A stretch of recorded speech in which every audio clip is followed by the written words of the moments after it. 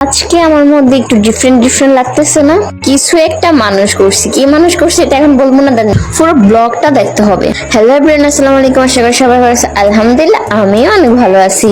এখন কিন্তু পুজোর অফার চলতেছে, আর বাঙালি ভাই যেখানে অফার চলে, যেখানে কিছু কম পাবে সেখানেই দৌড়ে যাবে। সেম আমার কি অবস্থা। ও সরি, কোথায় যেতেছে এটা বলতেই ভুলে গেছি। আগের ব্লগে বলে দিছি লোকেশনটা, একদম মায়াবী মেকওভার কালীবাড়ি যাওয়ার আগে ক্যাফে কর্নার পাশে যে পিছনের রাস্তাটা গেছে, ওই রাস্তা ধরে সামনে আগাইলে মানে চাঁদপুরের মানুষ সবাই তো সেবা সিটি চিনি। সেবা সিটির সামনে গেলে দেখতে পারবা তালুকদার প্লাজা। এই যে সেবা সিটির একদম সাইনবোর্ড আছে, তার অপর সাইডে তালুকদার প্লাজার মায়াবী মেকওভার বড় সাইনবোর্ড দেওয়া আছে, এটা দেখলে তো সবাই চিনতে পারবা। আমার যতটুকু সম্ভব আমি বলেছি, কষ্ট করে একটু খুঁজে নিও প্লিজ।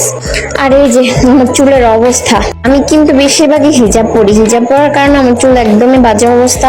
এখানে হচ্ছে আমি ক্যারোটিন আর হচ্ছে রিবন্ডিং দুইটা নিচ্ছি। এখন কিন্তু মায়াবী মেকওভার্স এর অফার চলতেছে পুজোর জন্য, 10% ডিসকাউন্ট যে কোনো অফারে থাকবে। তো পুজোটা আমার জন্য স্পেশাল না, অফারটা আমার জন্য স্পেশাল। আর জাস্ট তোমরাই দেখো আগের চুলটা কেমন ছিল আর এখন কেমন। মেয়েদের সব থেকে সুন্দর হচ্ছে চুল, এটাই যদি ঠিক না থাকে তাহলে কি হবে ভাই। ফাইনাল আফটার লুক দেখার পর আমি পুরো ফিদা। একটু বেশি সুন্দর লাগতেছে না? পুরো নিজের নায়িকা নায়িকা মনে হইতেছে।